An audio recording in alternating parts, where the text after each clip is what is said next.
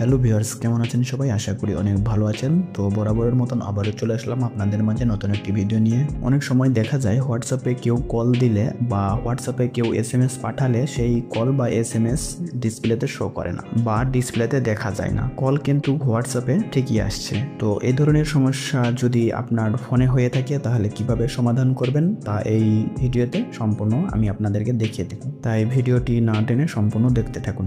আর আপনাদের কাছে ছোট্ট একটি রিকোয়েস্ট, চ্যানেলে যদি নতুন হয়ে থাকেন তাহলে চ্যানেলটিকে সাবস্ক্রাইব করে আমাদের সাথেই থাকবেন। আর ভিডিওটি দেখে যদি ভালো লেগে থাকে তাহলে অবশ্যই লাইক, কমেন্ট, শেয়ার করে দিবেন।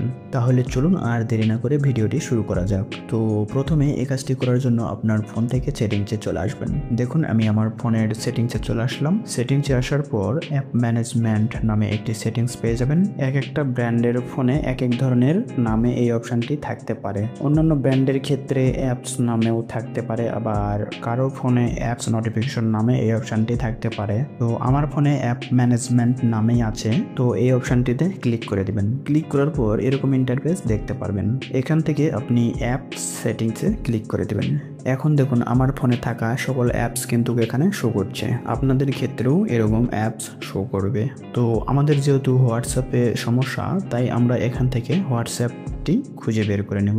আর আপনি যদি এখান থেকে খুঁজে না পান তাহলে উপরে সার্চ বক্স আছে, আপনি এখানে হোয়াটসঅ্যাপ লিখে সার্চ করে দিবেন, তাহলেই অ্যাপসটি পেয়ে যাবেন। এই যে দেখুন অ্যাপসটি চলে এসেছে। তারপর এখান থেকে অ্যাপসটি ওপেন করে দিবেন।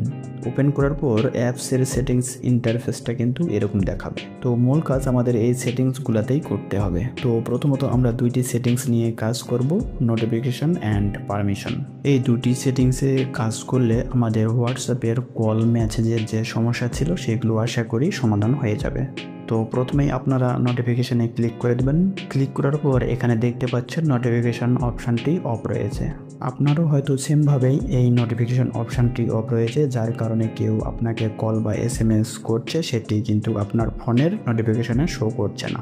তাই এখান থেকে যদি এটি অফ করা থাকে তাহলে এটাকে অন করে দিবেন। তারপর নিচে দেখুন প্লে সাউন্ড নামে একটি অপশান দেখতে পাচ্ছেন।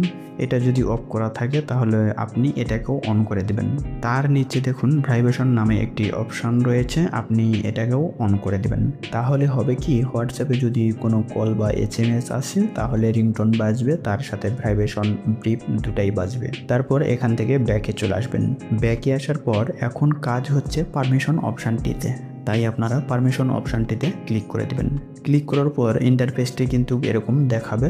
এখন এখানে দেখুন কিছু অপশন অ্যালাউ করা রয়েছে, আবার কিছু অপশন নট অ্যালাউ করা রয়েছে, অর্থাৎ কিছু অপশন অ্যালাউ করা নেই।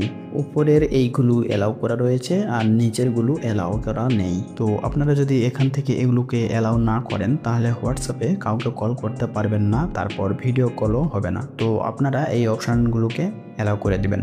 তো দেখুন আমি এই অপশানগুলোকে অ্যালাউ করে দিব।